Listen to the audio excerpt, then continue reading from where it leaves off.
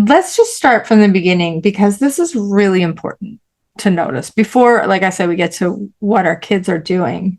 The way that we describe the problem can often interfere with our ability to see the solutions.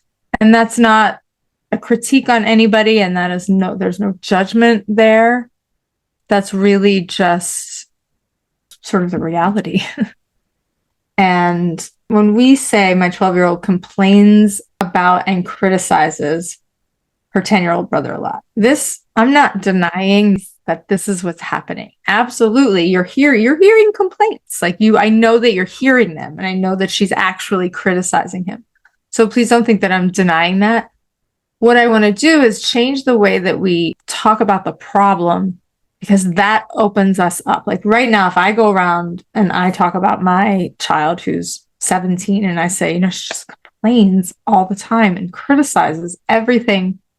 My gosh, criticizes everything her father says. That might be true. And it can be really excessive. But that leaves me focused on her behavior, and it leaves me wondering, how do I change that behavior? Instead of having me focused on what is she trying to communicate? What does that child need? Well, it's this 12-year-old and a 10-year-old boy, probably maybe a little privacy. The noises that you hear, we can say making ridiculous sounds.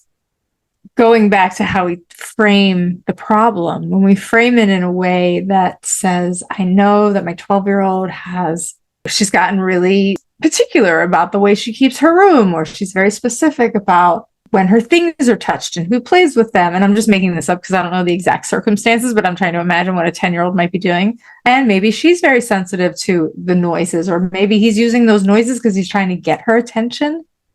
He's actually wanting to engage with her.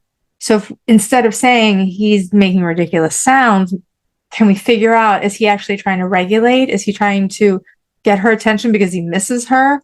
Now, that's not saying that these behaviors are okay.